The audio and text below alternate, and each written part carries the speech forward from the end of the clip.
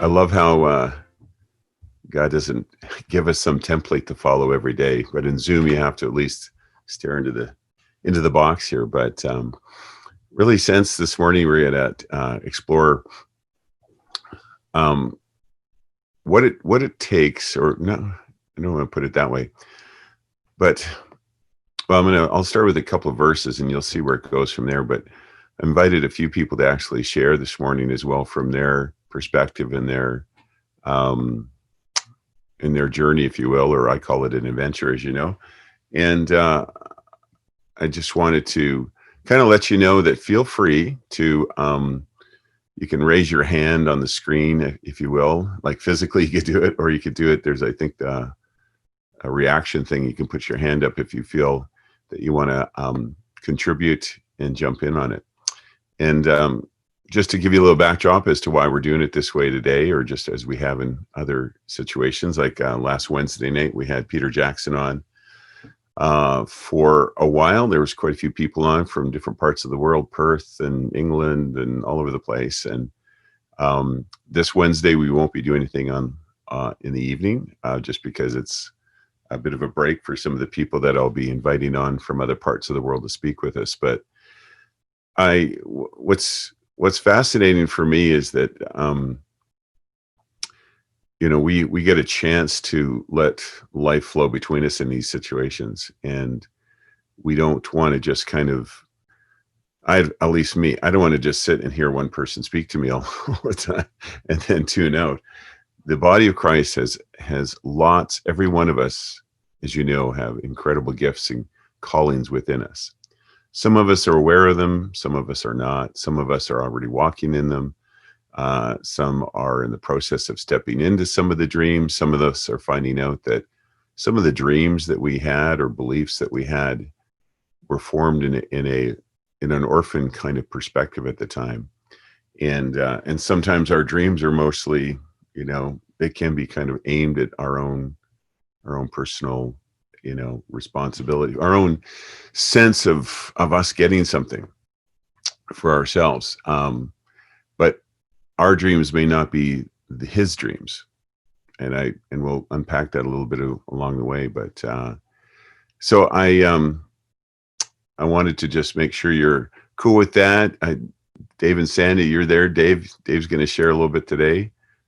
He's stepped off screen. That's fine. And we'll move from there. But just one thought, just for Andrea's sake and for those that haven't been on for a while, there's quite a few people here that are not part of Calgary. And when we say that, but it's really kind of fun. Like last Wednesday night, there was, I don't know, a couple hundred or 100 some odd people on from all over the place. And it's a really neat thing that typically we're so used to being localized in where we've lived and grown up. But in this unique time, until the vaccine makes an entrance into our lives, it seems as though, at least in Alberta and Canada right now, there's a lot of lockdowns going on again into the second wave, that we're required to write letters to one another or do FaceTimes or do something like this. And as Andrea said, the Zoom fatigue thing can kick in after a while. I personally am loving it, not because I love sitting here bent over, leaning into my screen. I'd rather be in person for sure. But the reality is you get to see and be in our lives with one another. So with that, I just want to encourage you as we step into this today, feel free to offer what your heart has experienced as it relates to some of the things, because we all have the life of God flowing, rivers of living water. And when it comes out of us, it can affect other people around us. Oftentimes, what we've noticed as we've been doing these on Sunday mornings and now shifting also to Wednesday nights is that you can have someone share like Peter Jackson did for 30 or 40 minutes or whichever. And then we'll open it up with, anybody, any questions or things like that. And I find it fascinating. Most of the questions that come up typically are not related to the content of what the individual was sharing. They typically relate to what's going on in your own heart, how a certain verse or a certain story or a certain perspective hits you.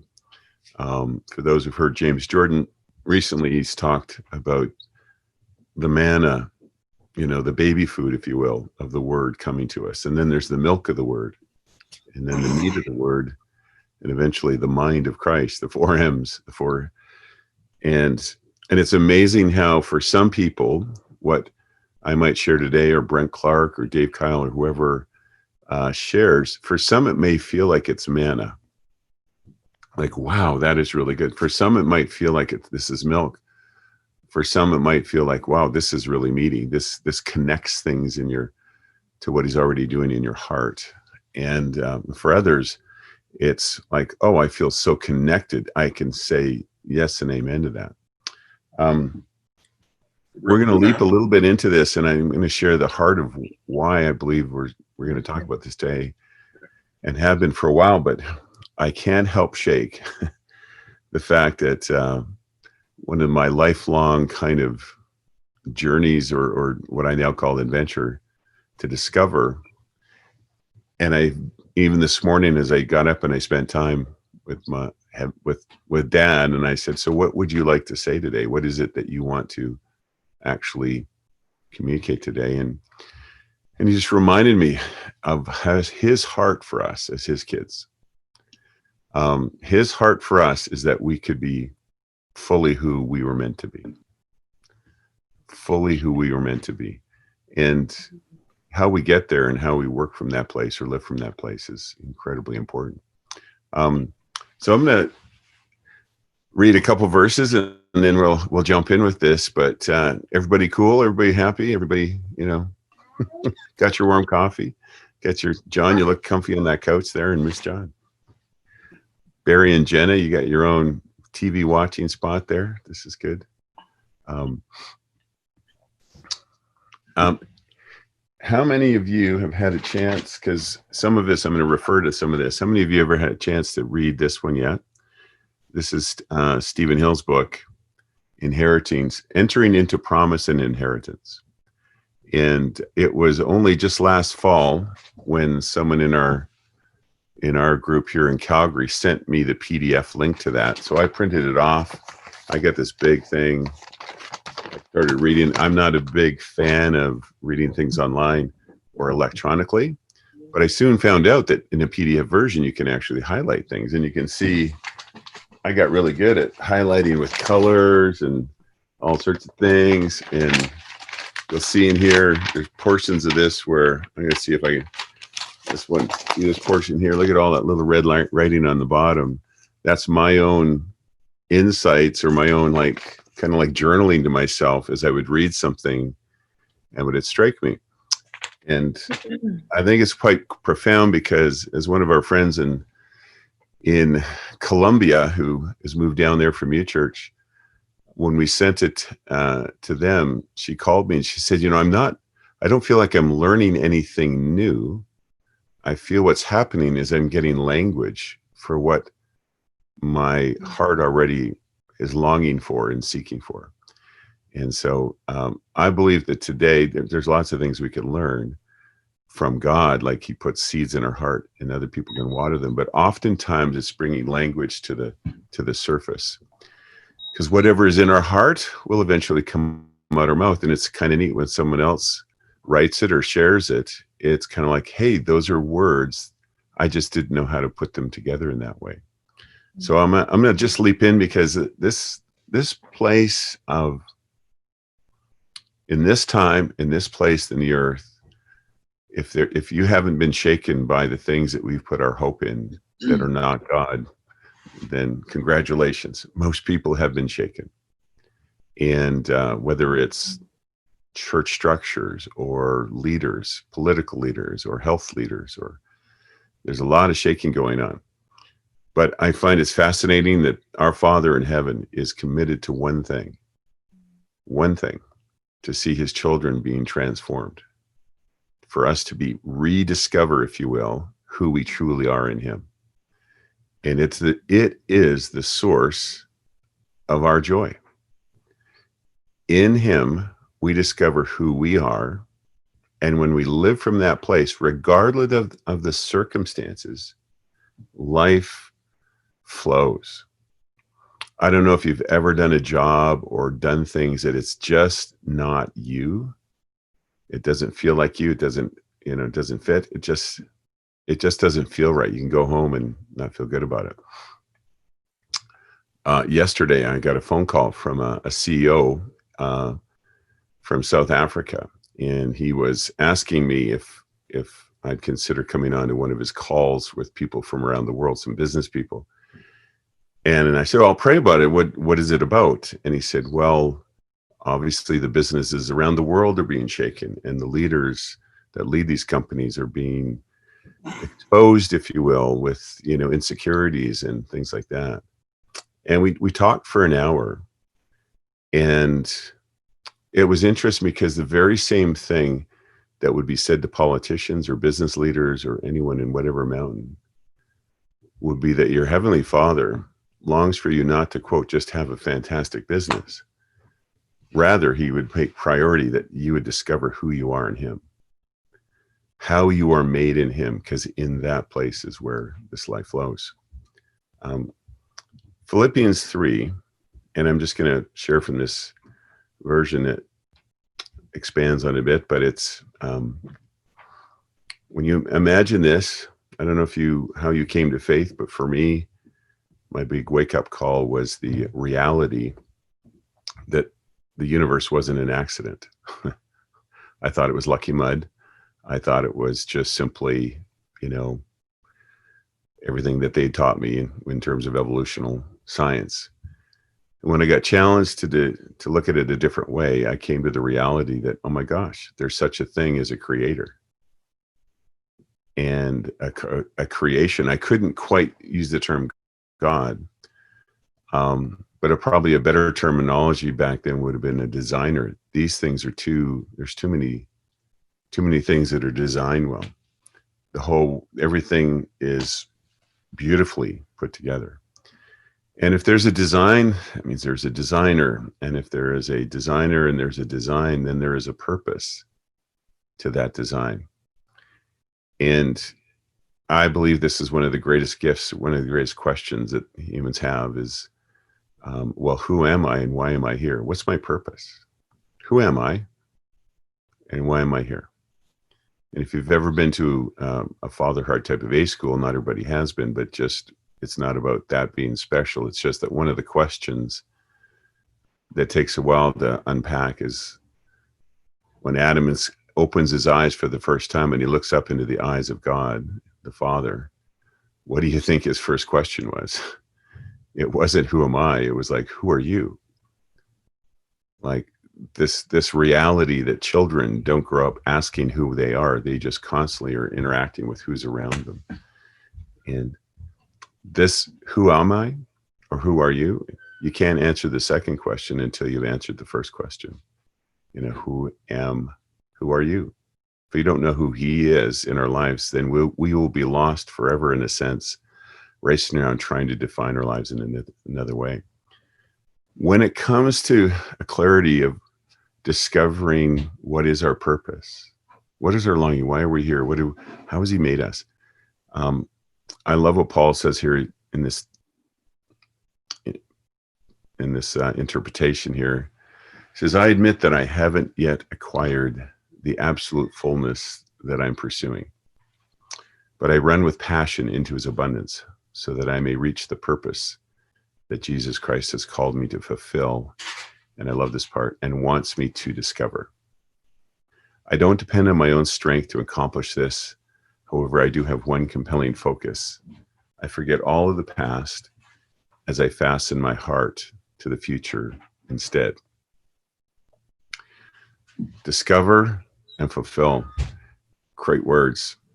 In Ephesians 1:18, he says this, I pray that the light of God will illuminate the eyes of your imagination, flooding you with light until you experience the full revelation of the hope of his calling.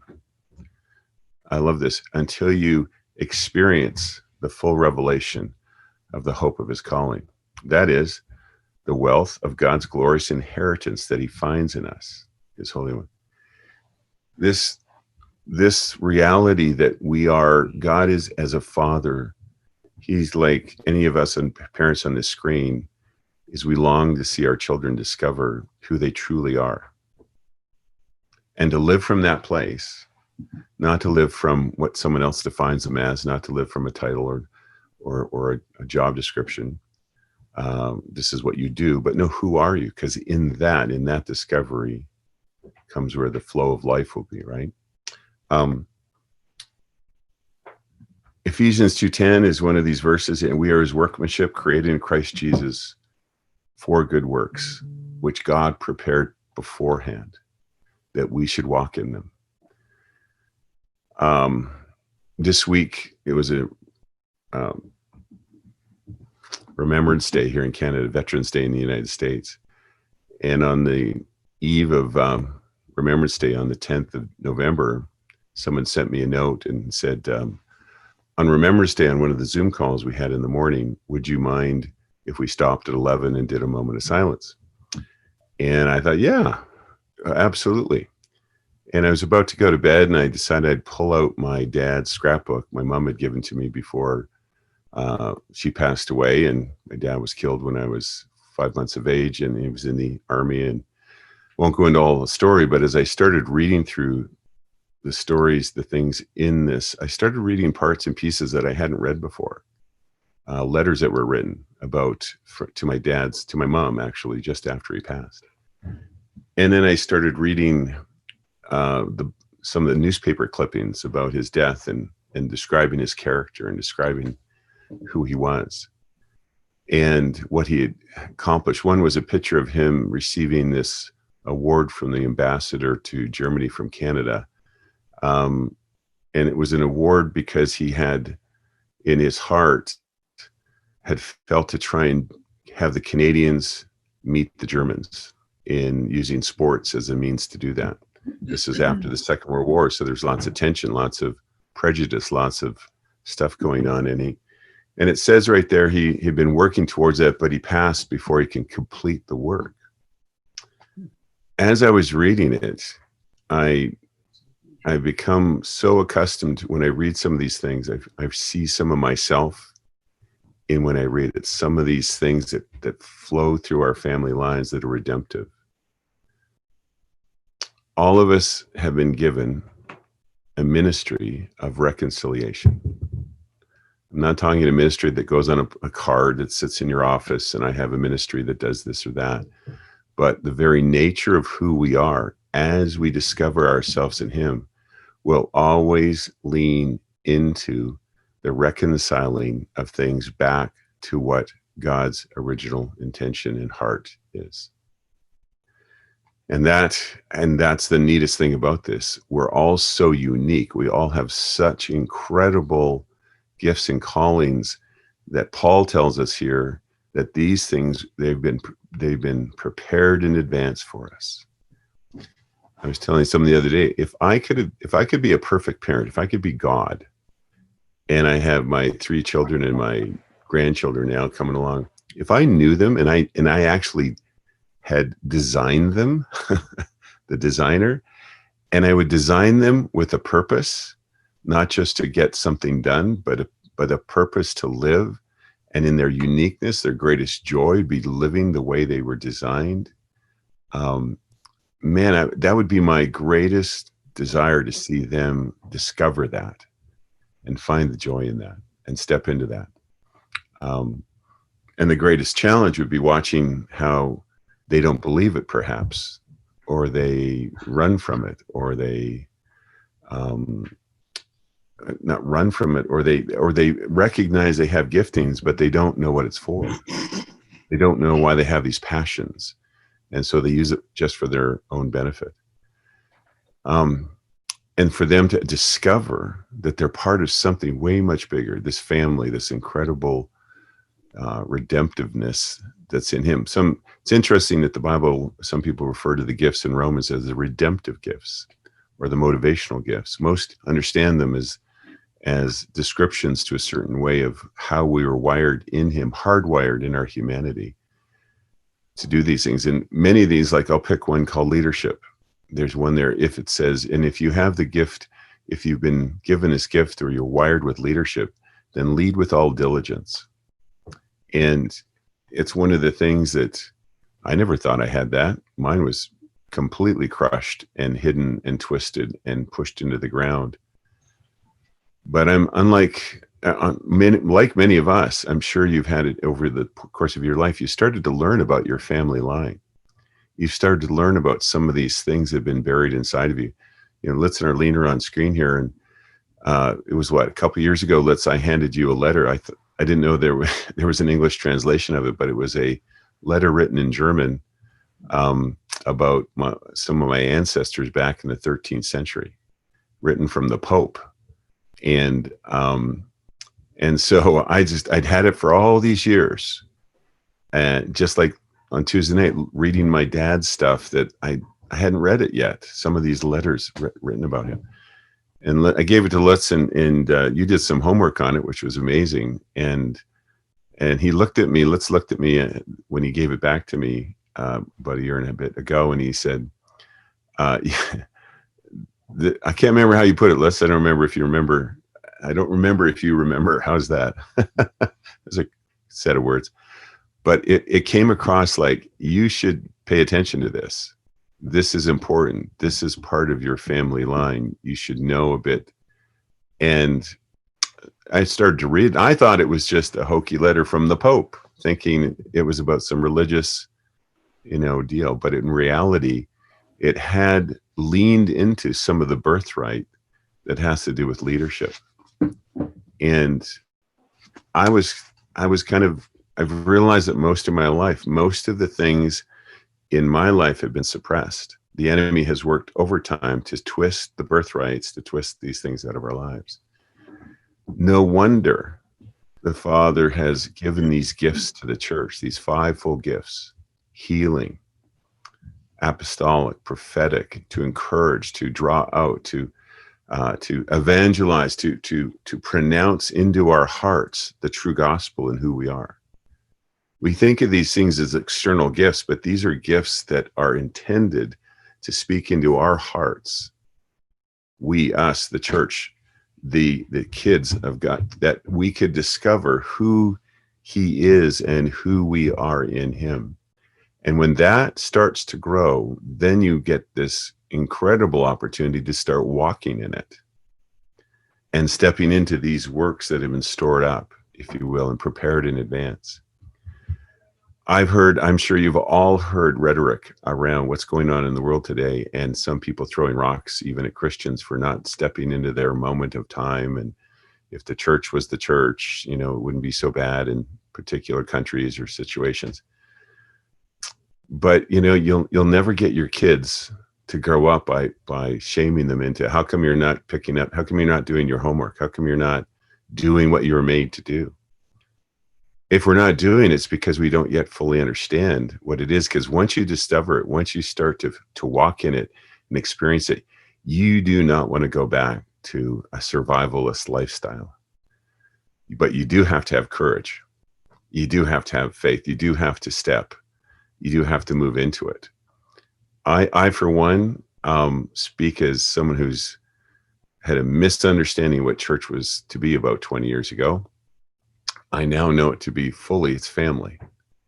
And our group responsibility, if you will, or our honor, is to help one another grow up into who we all are in him. There's no greater excitement. I would rather do that. You can see Jesus did it with a handful. He spent, you think of his redemptive gift and his callings. When he stands up after 30 years and reads that scroll off in the temple and says, and the Lord has anointed me to do. And he knew what that was. He unlock prisons and open the eyes of people's hearts that couldn't see. And we'll call it the ministry of reconciliation, to reveal the nature of what God was really like. Talk about one of the most amazing things that we can do in our very lives is live in a way that allows him to be revealed through us.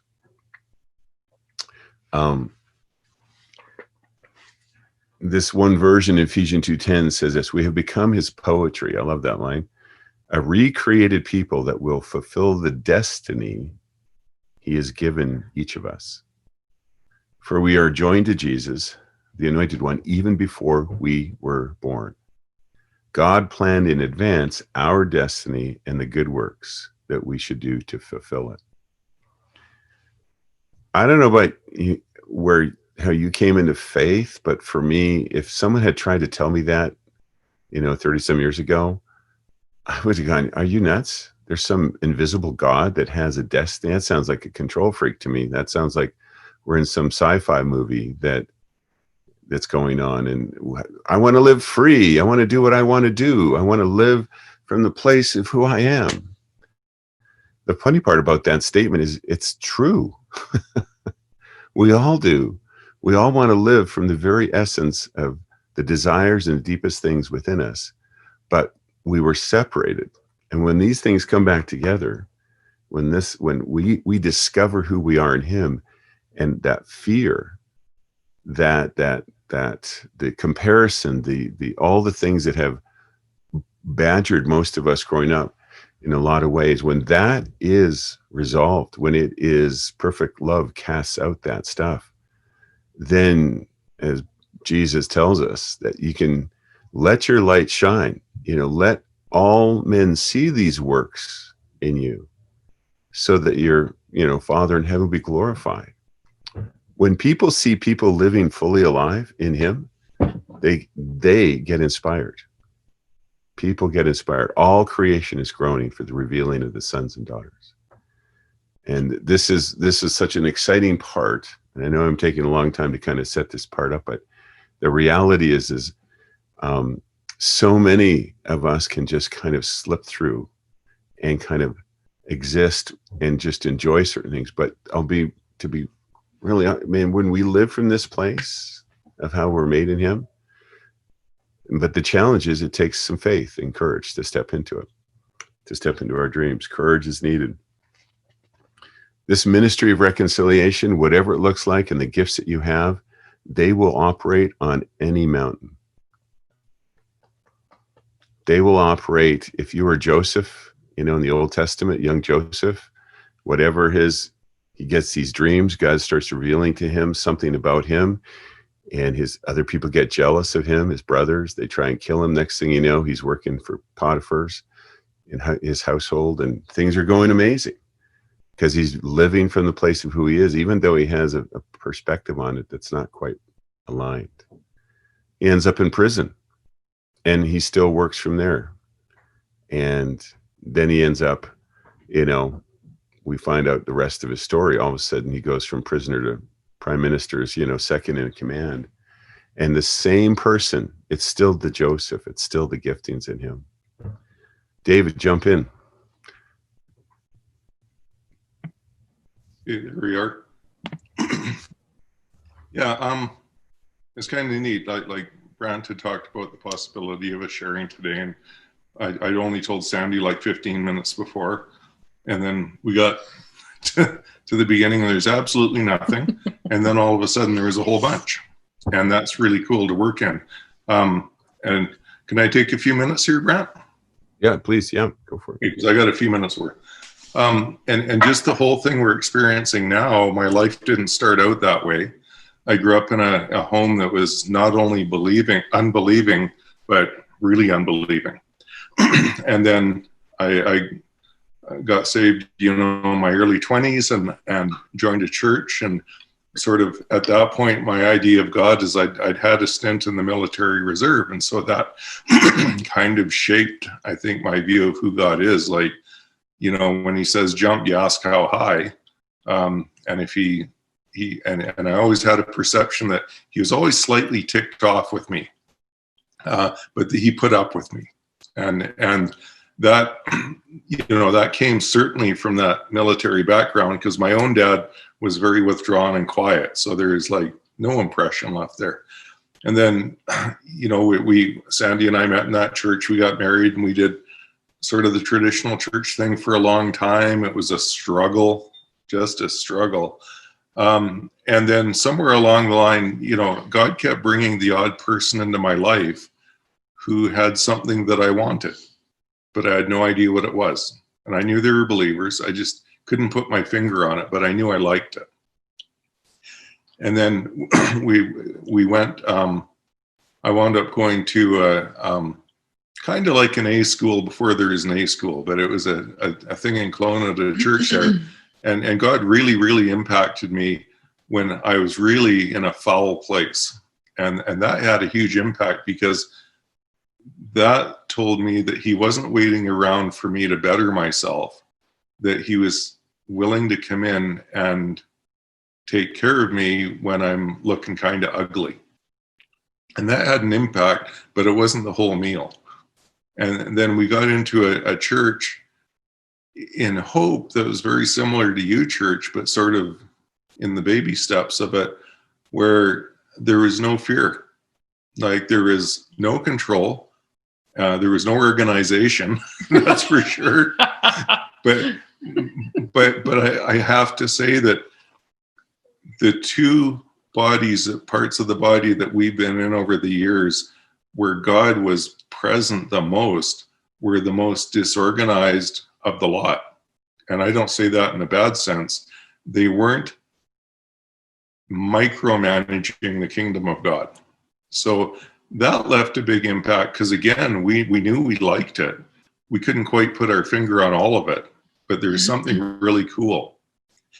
And then we moved to Alberta, and God just made it abundantly clear that this is where he would like us to come. And my friend in Hope came up to us and said, God is okay if you don't go to Alberta. But in my space back then, that just went over my head. Like, really? No, he said go to Alberta. How fast do we get there? We don't want to go, because we'd heard about the winters. And 20 years later, I'm still whining about them, but here we are. And so we got into here, and we went into a church that had an amazing appearance of freedom and excitement, to find out after a number of years there was an enormous legalism in the church. And so it was killing instead of bringing life. So that really troubled us, but it drove something really home for me. It made me realize that I was wrecked for religion. Like, I could not go back to structures, and you have Bible study on Wednesday and you go to church Sunday and you suffer in between, and that's life. I realized I was still in the middle of that, but I was done with it. Then we moved on to UChurch, and then Father Heart. And there is a lot of flavors that we crossed over in Father Heart. Before, we just didn't know what it was. We didn't have words to put to it. And so my life has been transitioning from this rigid, structured one of being under a God who's very structural and wants things to be done on certain days, and this is the way you do life, and you won't really connect with me, but I'm the boss, to one where there's real freedom and love and healing. And so that was kind of stage 2.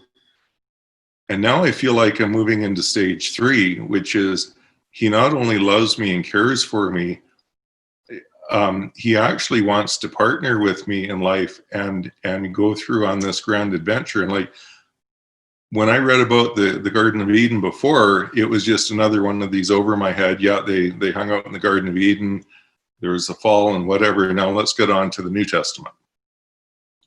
Now that has such enormous meaning for me now, because that's God's end game. His end game is that we have just friendship, relationship with him. The barrier's gone. There's love back and forth, and it's complete. We're completely okay with each other. And so now, in the last couple of years, that Garden of Eden thing has absolutely come alive to me, because that's his end game.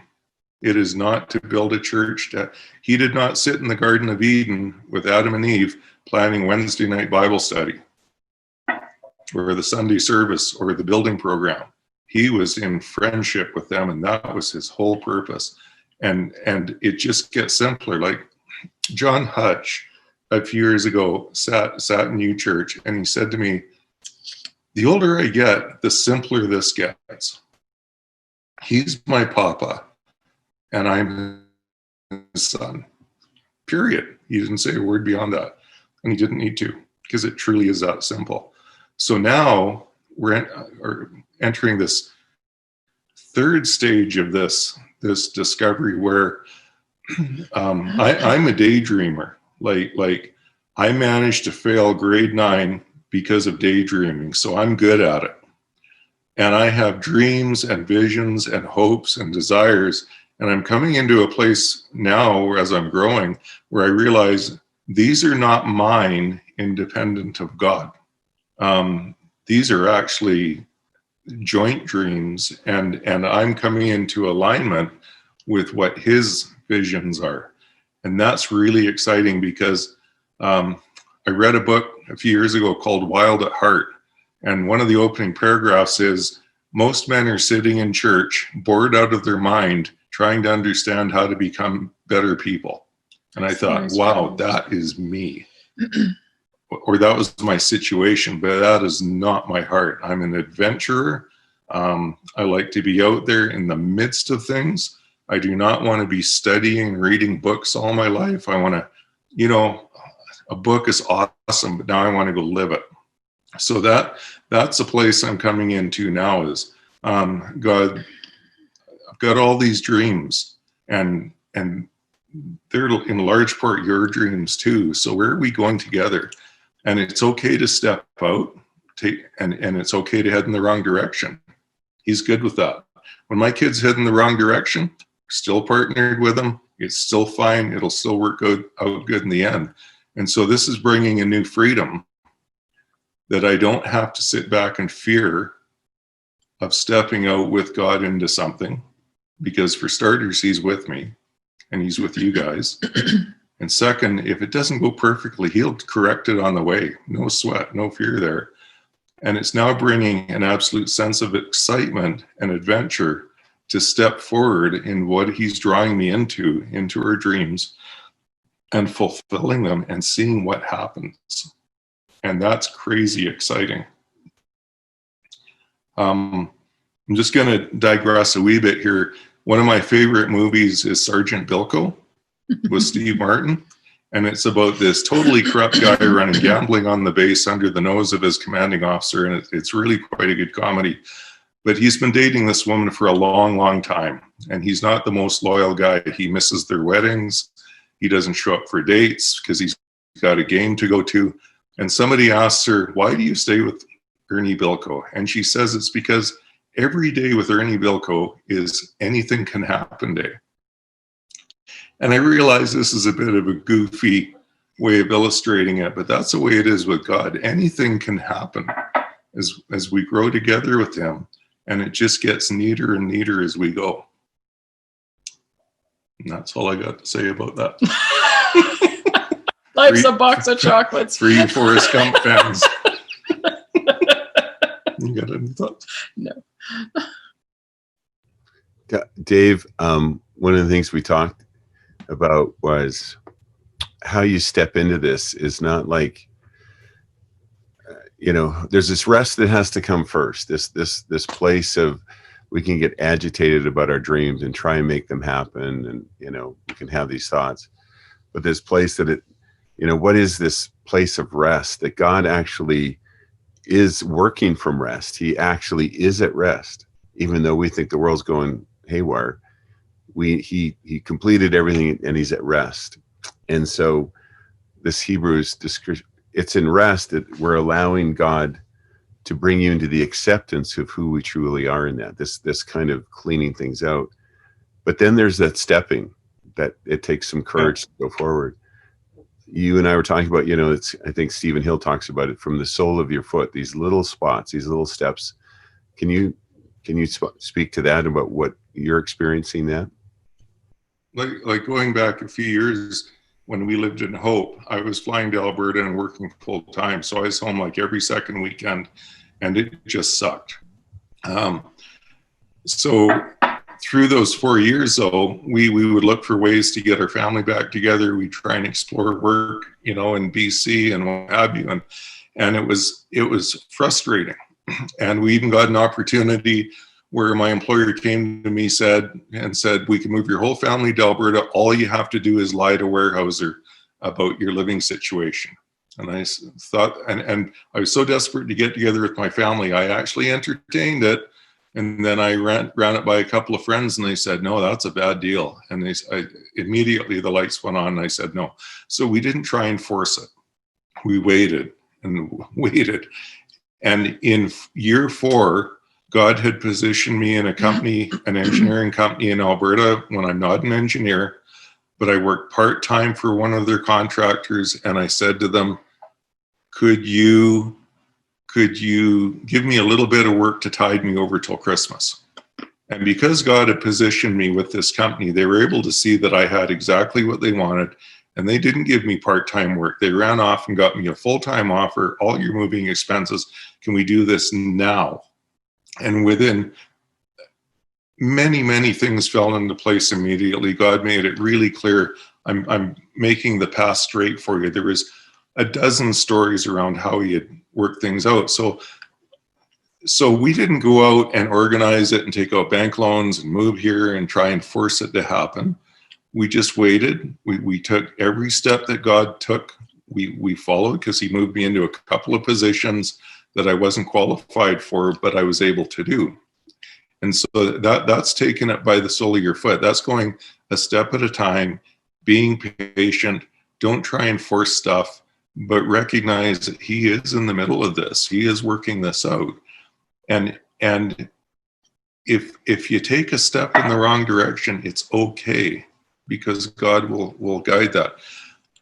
One of my dreams is to have a place of respite for people. I'm not sure how that's going to come out or what it's going to look like, but I know the solution is not to run out and get a $2 million mortgage and run off and try and make it happen myself, right? Mm-hmm. It will come a step at a time as God directs. We'll take this step here, take that step here. It may not come about as one big happening. When the Israelites went into the promised land, they went to Jericho, they went to Ai. It was a step at a time for that promise to be fulfilled. And that's the same with us.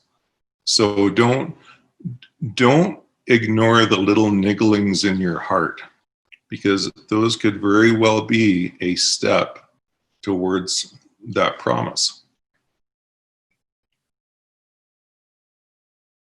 How was that, Brant? That was great. I think when we understand, as we become more aware that the fact that we just are his children, for 150 years old, which nobody here is, but I was reading about the oldest person in the world is 122 years old. And we kind of go, wow, that's kind of like, that's double where I'm at in that general range. And yet they're still a child compared to the age of God. They're still being, if you will, they're still living in that place. And why this ties with what you're saying practically is you go back to this verse in Proverbs, and it goes, train up a child in the way he should go. Even when he is old, he will not depart from it.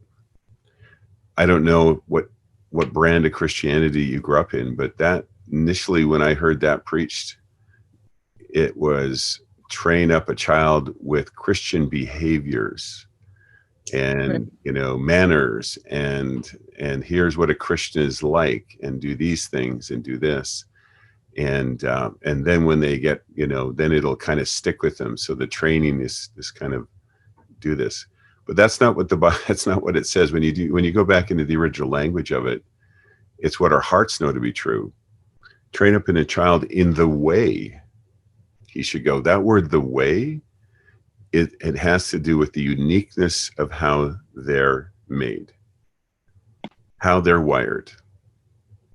This is how he mothers and fathers us, that he knows us and he designed us, if you'll create us. And so this wiring, this discovery of realizing that he is. That's why this revelation of the Father is not just some kind of, oh, it's all about love now, and whatever some people think it is. It's the new flavor of the day. It's not. It's actually why Jesus came, that we could actually be mothered and fathered by God, by Him. And that is a strange statement if you've not experienced yet the mothering and the fathering directly from God. But when our hearts come to rest, and then what you're saying, I'm just tagging this on with what you were saying, Dave, is as all these things in our lives and these things that have come along, getting us to the place to where we can discover more and more of who we really are. Those are little steps we take. And He will train us up in the way a child go. Hebrews says it, a father disciplines his children, but not in a negative. How does love discipline? It always keeps training, it keeps drawing, it keeps believing. There's someone on the screen, I won't call them out because I don't want to put you on the spot, but for those who know me, know that I've been a hesitant, reluctant, reticent leader at most of my life. But it's kind of funny, as I was reading about heroes and reading about my dad and the medal he got for gallantry, for courageous bravery in the front of, risking his life, getting injured or wounded and all that kind of stuff. And God started bringing me back to moments in my life where I would just step into situations. They say, for example, that heroes in battle didn't do it for their country. They didn't say, I'm going to, risk all for my country. They didn't do it because they were hoping to get a medal. The majority of people who do things that are considered hero-like is because they have compassion for their fellow man. And this is why what Dave is referring to and what we're talking about here is we're being moved towards that. You're going to find that it's not a fulfillment of a dream for the dream's sake. You're going to find it's going to fit within that context of the ministry, the serving of reconciliation. It's going to come down to that verse that will start to make more sense to us, John 15:13. For the greatest love of all, remember Paul says faith, hope, and love, but the greatest of these things is love. Make it your highest aim. Make that the point. He goes on to say, what? For the greatest love of all is a love that sacrifices all. And this great love is demonstrated when a person sacrifices his life for his friends.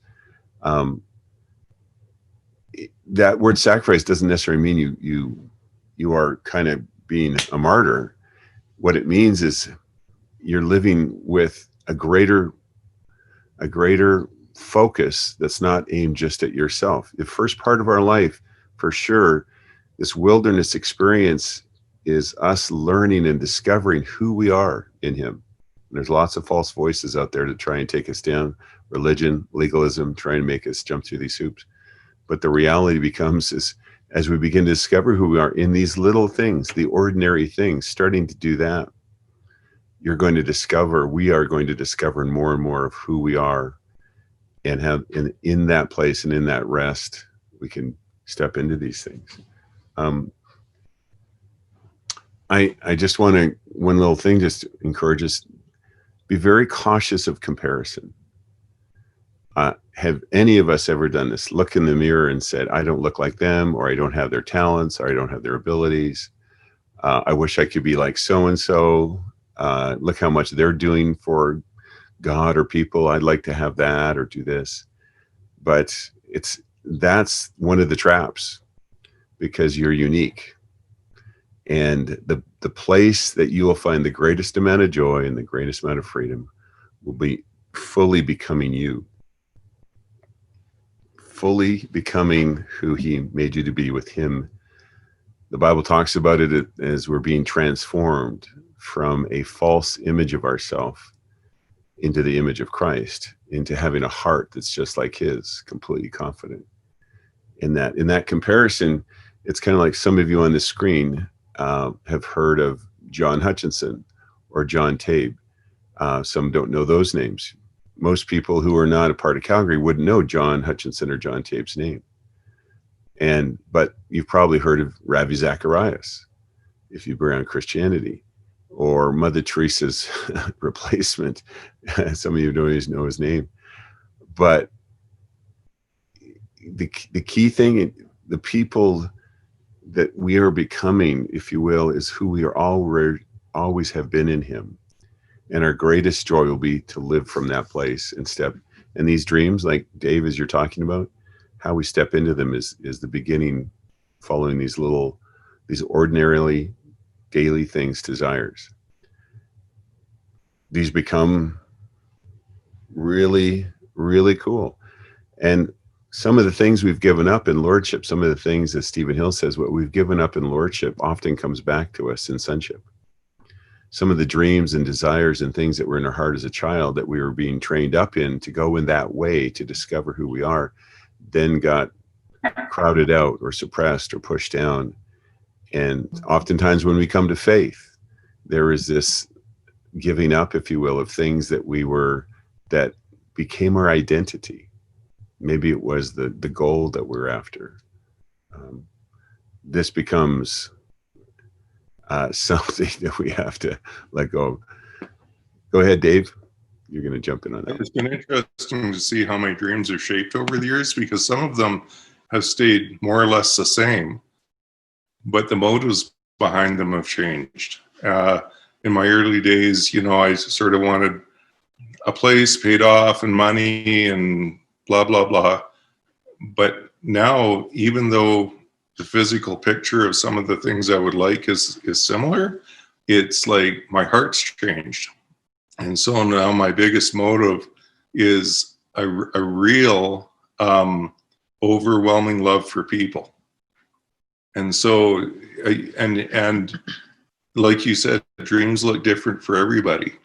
So if you have a spark in here inside you for a dream, and it looks different than everyone else's, awesome. Because we don't need 8 billion Dave Kyle dreams to make the world work. There's 8 billion unique dreams, and whether it's big or small, listen to that and walk into it and see what happens. It'll be totally cool. Just walk with him in it, in partnership. And that's a really cool part. It's interesting how in a family that, I think of my kids, and I'd asked Amy if she'd be open to sharing this morning, but she's a bit tired it was her birthday yesterday and she's still recovering. But she's a classic example for me about her journey in this as a young person. I mean, she's already way further ahead than I was at that age, just because of the amount of revelation that's now in the body of Christ. But we didn't raise our children to be servants in the house. I don't know how your church experience has been. Generally speaking, for a lot of people it was, well, here's the family, but you have tasks to do. Come and serve and do these things. But is that the point of a family? To just, work to the vision, if you will, of the parents, of the leading that, like a corporation of some type, to try and accomplish things. It seems really good when you're accomplishing things because you're part of it, but that is not the gospel. The gospel is that Jesus gave his life to come to reveal the nature of our Father and to allow us to reconnect with him so that we could discover who we truly are by unbecoming anything that's not truly us. All the fig leaves start to come down. All the things that we've learned over our lives start to peel back. And now we can actually start to explore and discover, as Paul said, and fulfill the destiny, the things in which we were made to do. Because in that is where our greatest joy is. When Jesus goes into the garden and he's telling these guys just before the cross, he talks about the vineyard and he stops. I mean, this is a classic moment where it's one of the last things he's going to say to these guys. And he shows them the vineyard and he says, my Father is the gardener. And if you stay in me, Christ in us, if, um, it says, but we're going to come and build our home, my Father, in you. And there's going to be some pruning, even good things. Many of us have eaten from the tree of the knowledge of good, what we think and believe or been told this is the good way to grow and to figure out who you are. But all that gets pruned out slowly. And he says, but I'm telling you all this, as he explains it all, I'm telling you this so that your joy would be full and the fruit would be more, like it just keeps going and going and going. My daughter, just going back to her for a minute, I remember she's in school. I think it's grade 3 or 4 as an example.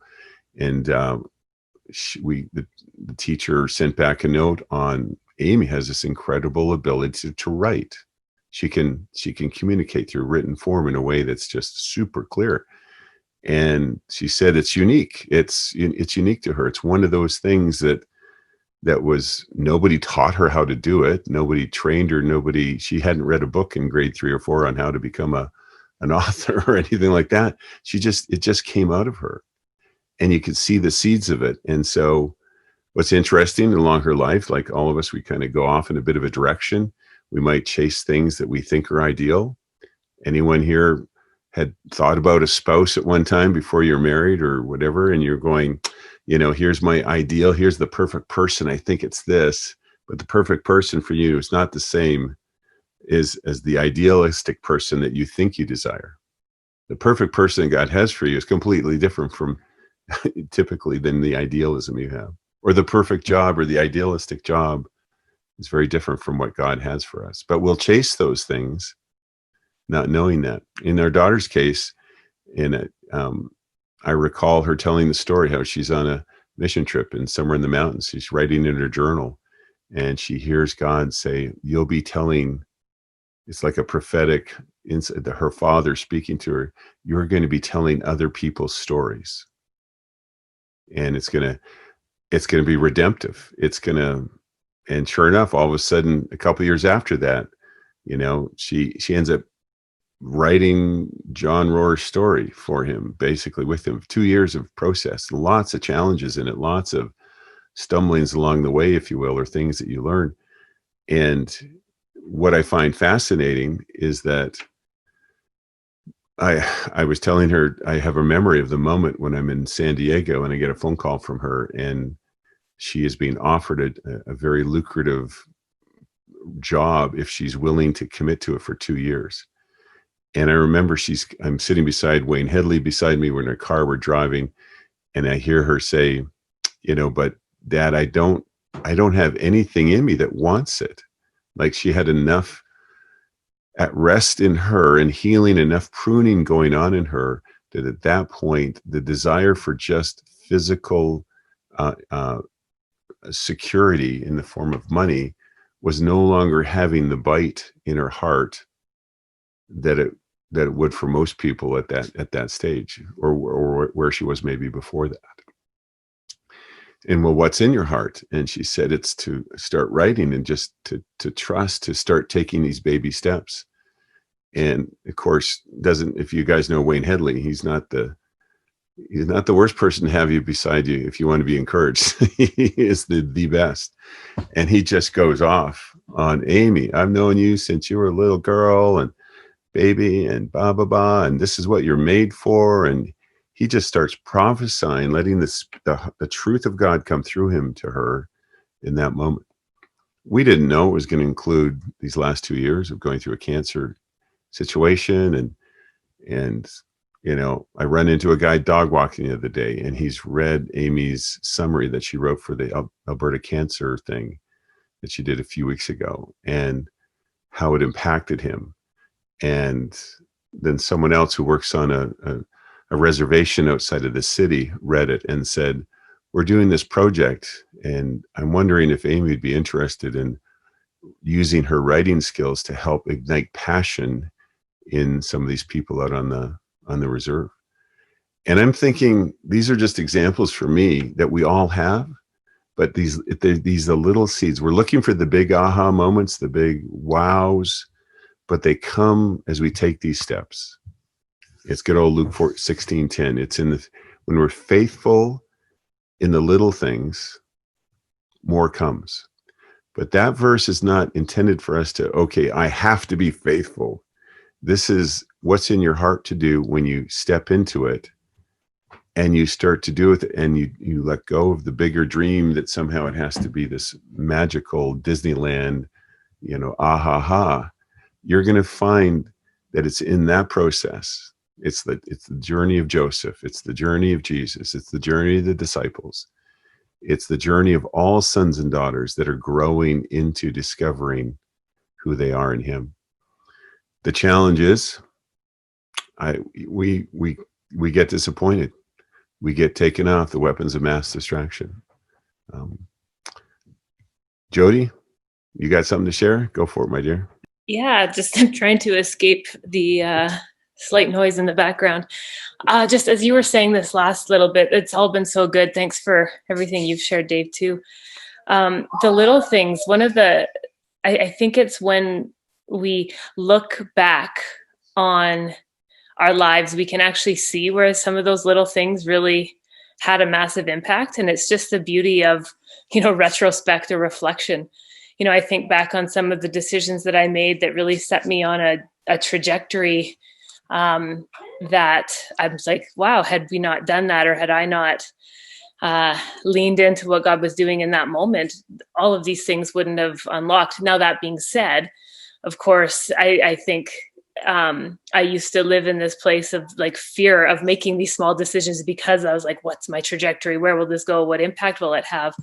But I think that it's in some of the most unexpected, restful, small decisions that God has like unlocked something really unique. And so I think I'm learning in these days as I've stepped into being a daughter, where, just stepping out of the fear of making a wrong decision or of not obeying God properly, where it's really fun, but it's also really fun to look back and reflect and see where your lives, took this really cool direction because of some of those small things. And so I just was reflecting on that, again, with Remembrance Day and just thinking about the idea of remembering.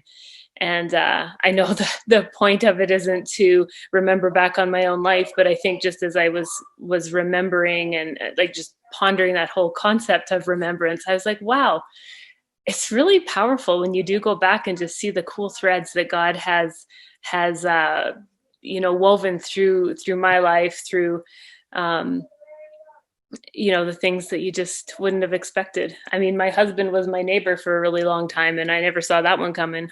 When you said the whole example of, your ideal spouse and then what you ended up marrying, I was like, he wasn't even on the radar at all. And yet it is, it's a beautiful blessing. So yeah, I think all I wanted to just point out is in the moments of reflection, I think you can actually see where God has woven together some really cool things from those small steps. And just lastly, to step into the small things with just confidence and a confident assurance that God's got this, I don't think you can screw it up so badly that you're never back on track. I've been learning to do the Rubik's Cube, and I've actually solved it as of yesterday. I've officially learned. And this morning I was just thinking, from any position of any color, you can always solve it. And I think that there's always a way back from wherever, whatever decision, whatever place that you wind up, whether it's right or wrong, or, it hardly matters. It does matter. The pressure of the decision is what I'm talking about. I think you do have to make the choices, the decisions that according to the Spirit's lead, for sure. But yeah, more than ever, it's delightful to step into this place of peace and rest because He's got this. That's it. Two people indicated they can share something. Safra, you had your hand up, and then Brent. Yeah. Yes, what you shared, it's something caught my heart in terms of lordship and sonship. And so I gave my life to the Lord Jesus when I was 14 years old. That's 4 decades ago. And coming into sonship, 8 years ago, I'm still, not that he's against lordship, it's that shift, learning that shift. And it made me realize, okay, when I first, so with the half a year ago, with the concussion came a major life crisis. And I did things in obedience. I felt it was the Lord, but then I was afraid. I was afraid of making the wrong decision. I was afraid, I wanted to be under lordship, okay? And, and Father is so good. He saw my heart. Sorry, I have to wear my mask. Someone's coming by. It's the law here. But one day, 3 months into this journey, of always asking, oh, Lord, what do you want me to do? Father, what am I doing? What's the next step? What's the next step? Just a fear in my heart. It was really based out of fear of taking the wrong step. And he answered me. He said, you shall go out with joy and be led forth in peace. And, as you were speaking, I realized that's the transition into sonship. That's the trust that he knows, he has me and he knows I want to go where he wants me to go. And I don't have to know where that next step is, but I know how it is. It is in his love. It is in hearing him that he knows, he's going to speak and I'm going to hear, and it's going to be in joy and peace and full of his mercy and loving kindness following me all days of my life. And so it's, yeah, I start, when you shared that, I saw that difference. That's what it was. That shift, not that I'm against lordship, but there is a sonship that brings joy, that is a relationship. It's there, the fear of not obeying is not there. So thank you. That's wonderful, Sefri. Brent? Yeah, this really just builds on everything that's already been said. I don't know if Anne's on the call this morning, but she's a dear friend of ours. And we had a visit the other day and we said, isn't it cool as you move from being a servant where, like everybody's saying, it was all about, man, I've got to hear God. I got to get it exactly right. If I stray, if I accidentally didn't hear him right and I step off the path, oh my goodness, it's going to be disaster, right? And then you move into sonship. And it's so interesting. So often when you pray and you say, hey, Father, what do you want me to do? The answer is, what would you like to do? And it's like, wow, we've never been trained for this. The church has never really taught people that this is where your Father's heart is at. He wants to know what's on your heart. What do you want to do? It's like, yeah, hey, listen, whatever you're into, let's do it. It'll be fun. And I think that's just one of the things that we all get to experience now is the, wow, what do I want to do, But, and it's just like Safi was just saying, it's exciting though. It brings joy and freedom. And it's just, what a wonderful place to be in. And like Dave was saying, not trying to figure out some big thing either, but just, yeah, what's on your heart today? What would you like to do today? And that's what delights his heart. It reminds me of when I was a kid and my dad would be downstairs, every fall he would service the furnace, right, to get it ready for the heating season in the winter. And, he had his tools and he's working on it. And I had my toy tool kit and I said, hey, can I come and help? Help. Sure, because my father looking back on it, I'm in there with my toy tools and he's loosened the nut till it's ready to fall off. And then I go in there and, oh yeah, I'm helping my dad here. This is great. But really, he just wanted to spend time. It was just something we could do together. Did it help him? No, it probably slowed him down. But he delighted in that because I was wanting to be like him. I was wanting to do what was on his heart, which at the time was to get the furnace ready for winter, right? So, and I think that's what our Heavenly Father is like. He just delights that we want to spend time with him and do things, and his delight is to spend time with us. So good. That's it. That's good, Brent. There's that statement, what we give up in lordship often comes back to us in sonship. So what does that look like? And lordship, when we step into getting to know him, we have made our decisions about our lives and our purpose and our destiny based from a viewpoint that's outside of God, before we know him. And so when we come to know him, there's already a bunch of things growing in our vineyard, if you will, that he's going to prune out. And so lordship is a surrender. And here's probably the most important one that I've discovered in these many years, is a sense of what your heart believes is your identity. So in our culture, we're often identified by what we do. And so some people put a lot of time and energy and effort and money into becoming a thing, a doctor, an engineer, a lawyer, a candlestick maker, whichever it is.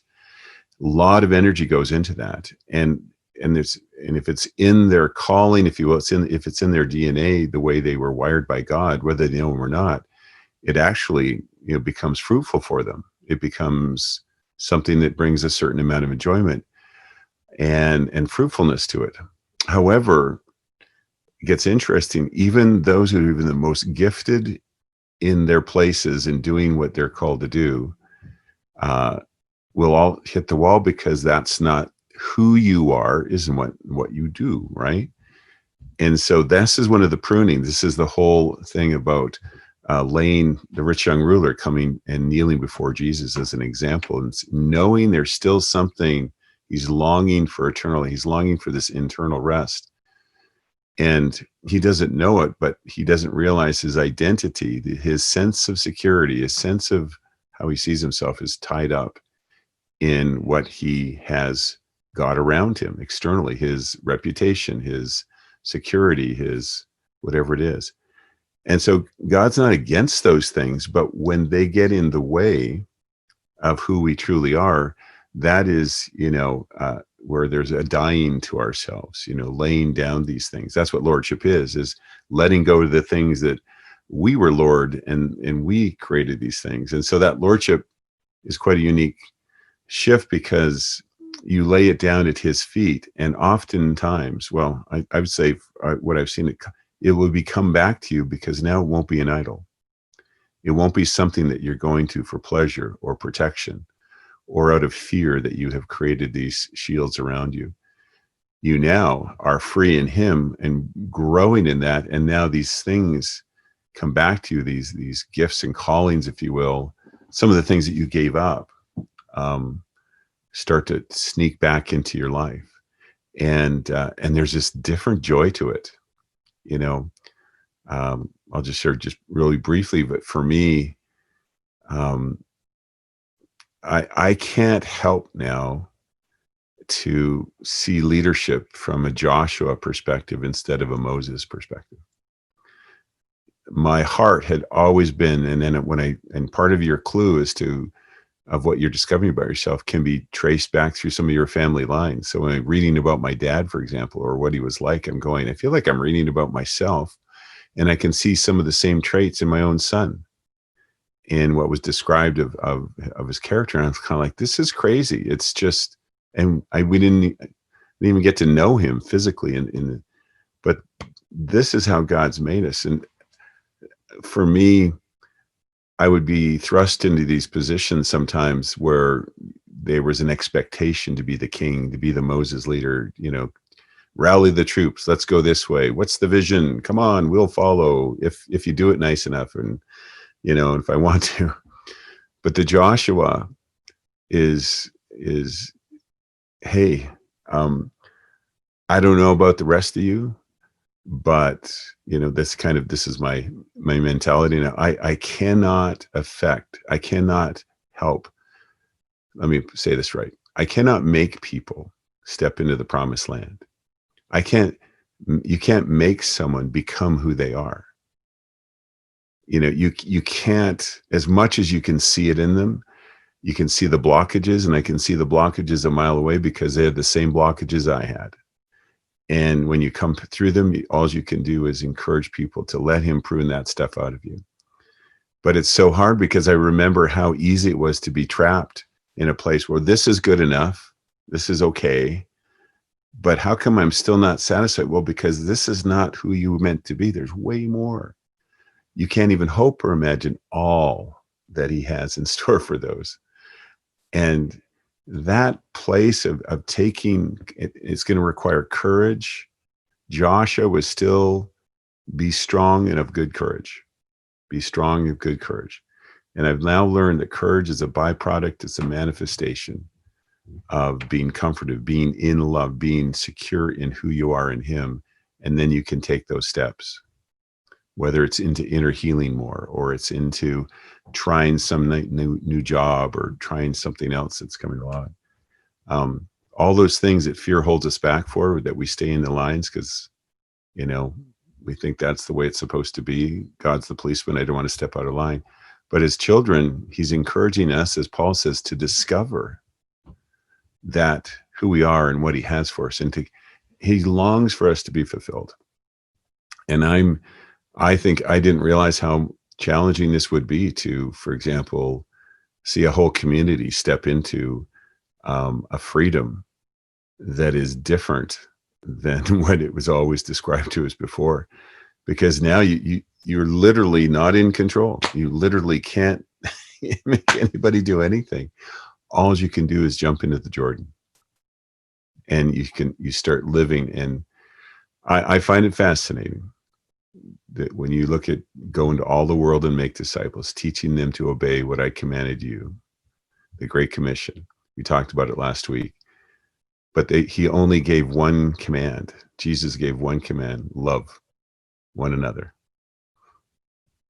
And I'm thinking, man, this, as Dave was saying, this gets really simple. As John Hutch got older, it gets simpler and simpler because it really comes down. But love is not just it's who he is. When we're doing that, we're living from that place. It affects everything around us in the uniqueness of who we are and why he puts us together. We're all called into this unique ministry, this lifestyle of reconciliation, this redemption of helping people discover who they are along the way. And we all have parts and pieces to it.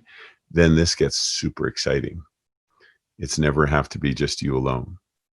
And how could it not? How can it not be full of joy because you're doing what you're about, your Father's business? And it's so neat. It's really cool watching how the things that we gave up in Lordship, some of them were things that were destroying us. Just, things were idols that we're going to for pleasure or hiding all our coping false comforts. Those things, we give them up. Why? Because they're not good for us. Then there was other things we give up. They're really hard, like the rich young ruler. Those things that are attached to our identity, our sense of who we thought we were from the world's definition. But when you give it up, when the disciples looked and said, hey, we've given up everything for you. And Jesus says, he tells them, he says, what you've given up, these 7 things, homes, lands, family, all the things that in that culture were the identifiers of your identity. When you've given up the right, if you will, of those to define you, then in this life and the life to come, Ooh, man, that one's going to be exciting. But in this life and the life to come, 100-fold of homes and lands and friends and family. There's only one that changes, though. He doesn't. There's one thing that changes in that story, in that it's in Mark 10. If you read it through, there's 7 things he describes giving up to them, and you get 6 back, because the 7th one is the one that causes the change. And so I don't want to give it away, because it's a fun thing to discover as he writes it in your heart. But when our hearts can let go, when we can let him circumcise the false fig leaves out of us, the things that we have put our identities in, wow, the promise is in this life and the life to come 100-fold. You don't do it to get the 100-fold. That's not the point. It's when you're living loved is when you're truly free. You're free from the things that try and hold you down. When you're living loved and you're loving, you're receiving and flowing, then there's nothing that's defining you to who you are. And that's why the doors are wide open. That's why people like, Mother Teresa, who gave all up for her, the end of her life. She's one of the most well-known people in the world, and yet she never sought for it. She had no money. She didn't have a degree. She didn't even have a passport. She had 2 saris to her name. And yet the ministry of reconciliation, why? Because she would look at a person on the street in Calcutta and see Jesus and bring dignity to them, her gift of mercy that led her entire life, led her to stand in front of presidents and kings and business people. But that wasn't her goal. Her goal was just to live from the simple things in her heart. The thing that we can be, the most liberating thing for us is we don't have to be like Mother Teresa. We don't have to be like Billy Graham. We don't have to be like someone on a podium somewhere. We get to be us. We get to be the uniqueness of who we are. And as we take those little steps and just move from our hearts in that way, I'm going to quote James Jordan to end this session, but he told us, a bunch of us at one time, he said, if you ever find yourself in your life trying to find your ministry, what part of the ministry of reconciliation, what part of your ambassadorship, when you're actually trying to figure it out, you'll never actually find it. Because you are trying to figure it out. It's already in you. It's hardwired into your humanity. It's not becoming someone that you're not. It's unbecoming everything that has disguised itself to false you. If you just do what's in your heart, that little thing, that statement that Brent made, at some point, at first he may guide you, that lordship, he'll lead you and take you in this direction. He'll encourage you to come on that trip or come on a mission thing. But then there's this place where you can sense when lordship's coming or sonship's in your heart, because just like you said, Brent, there's this whisper. What do you want to do, son? What do you want to do? And and when your heart is free from all the outside external pressures as to what you think you should be, when all the fig leaves have been circumcised out of your heart, all the fears, perfect love is casting that stuff out. Wow. What comes to the tip of your tongue is going to flow right from your heart. And it's what he's made you for. And like people like, what's his name? He'll say, okay, I'm going to get right on that. Someone from California in that church, Peggy, that you attend, that you guys are elders in, and Eric, is a word that was given to me a few years ago. And they described, and what you are going into, they didn't even know about the Father Heart Revelation, but they were saying what this is doing and reconciling Malachi and doing all this kind of stuff. Brant, this is going to take you to the end of your days. And for me, it was like, yeah, I can't think of anything else that I would want to do right now. I can't even, if you ask me and what's crazy is I couldn't not have figured that out. I could never, even 10 years ago or 20 years ago or 30 years ago, if someone had asked me what I think I'm on the planet for, I would have described it in very different ways. My version of good, but it probably would not have looked like what we're all doing now and the things I find coming out of my mouth. And so And now it's getting exciting. Now it's getting like, not that it wasn't exciting along the way, but now you start to realize there's this incredible joy. Now you get it when the disciples come up to Jesus and say, "Would you're kind of hungry. You've been going all day and you want some food." And he says, "No, I'm okay. You don't even know. You don't even realize that the food I have is I'm in what he's doing. I'm so satisfied. I'm so enriched by being in him and doing what I put on the planet to do." It's crazy to think that Jesus clearly had a purpose. And he grew up into that. The angels they did not let anything go. Mary and Joseph, just, you're going to have a son, and he's and you're going to call him this. I mean, his name is Jesus. Like, okay, there's a few moments in history in the Bible where you see God kind of like, okay, I just got to be really clear here. But why did they pick Mary? That one statement, whatever your will is, I'm more than willing to do. And she started to discover what in her life at that point, what her thing was. This is exciting, everybody, because I can't not think of what it would look like if the majority of people in the family called the church were actually encouraging one another to continue to discover and grow into what it is that you have. That you're to do. How exciting is that going to be? You won't be comparing. You won't feel insecure if someone else is doing more or less or whatever. You'll actually you'll be rejoicing with those who rejoice, and you'll be encouraging one another, and you'll be like, oh, I got these spiritual gifts that he gives me to help one another to keep growing into this oneness, into the works of service that we are called to be. I fully believe that one of the things that when we get to physically get together again, in parts of the body, whether it's, people come up here once a year to a reunion at Entheos or Sunday mornings or whatever it looks like, it's not going to be like it used to be. It's going to be full of encouragement. There's going to be this presence of a prophetic flow that you won't be, started with, "Thus saith the Lord, I have something for you." It's just going to come out of it and the uniqueness of who you are. And it's going to have this incredible sense that there's a longing to be around that because it's so encouraging, and it's so, someone's going to have a song. Someone's going to have a testimony. Someone's going to have a revelation that they just can't help but want to share it. And it's going to just seep into the cracks.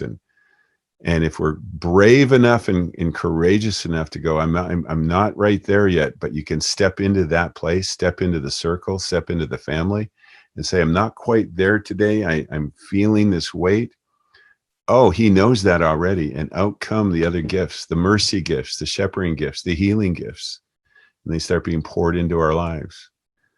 It's not supposed to be pedestrians crossing the crosswalk as a herd, or, people in the audience just waiting to be told what's the next thing that I'm supposed to go be a part of. We're it. I just love the fact that he gave redemption of the planet, not to the angels. He gave it to us, and not as a task that makes us freak out, but as a pleasure. It is a joy. Stephen Hill, the first time I heard someone describe this, but that word Eden, when you go to the root word, it means pleasure. He gave us stewardship to steward pleasure, enjoyment, friendship, connection, relationship, to reconcile that which is the opposite of those things, to help people come back to the place of their greatest reason they're on the planet, who they are and what they are to give it. There's just no greater thing to help others' hearts, eyes open, whether it's a neighbor or a person on the street or a person dying of leukemia, or, in Calcutta, India. Whatever he's put in your heart to do and you do it, it'll be challenging. Of course it will. And it's not going to be the comfort zone of Disneyland, but it's going to be where, man, you can't wait to get up the next day and say, Dad, what are we doing today? I got this thought. What do you think? Okay. Sometimes it doesn't even show up. And sometimes he'll just, I'll end with this. Imagine being Peter. Mr. Put his foot in the mouth guy, no, I'll never deny you. No, you can't wash my feet. No, no, no. He had it all figured out. and then we find him, boom, get restored. He's the first one that stands up, and he put his gifting, his uniqueness of putting his foot in his mouth was now redeemed. And so he just speaks it out, and 3,000 people get added that day. And you flash forward to, he's raised some little kid from the dead, and he's at this top of this building, and he has this trance, and the sheet comes up and down with all this unclean stuff that you're not supposed to do. And he says, what's this about, God? You read this story. And he says, you're to eat these things. You're and he says, no, Lord, I am not going to do that. Like you read that part of the story, and God does it 3 times to him. And then, of course, he takes him on that little journey to meet the officer. The name is escaping me here, but all of a sudden they realize that this gospel is for everybody on the planet. But I love the fact that God used Peter, and he didn't even want to do it. No. I have this internal system and how I look at things, and that doesn't fit. But God didn't go, oh, darn it, I screwed up. He just kept pressing because he knows Peter's personality. He knows his nature. He made him. He knows he's got to show it to him 3 times. He's got to 3 times for Peter seems to be a big thing. Deny him 3 times, gets restored 3 times. All these 3 times. I just love it when it's not about numerology. It's the fact that God knows his son, one of his kids, so well that this is how he gets through to him.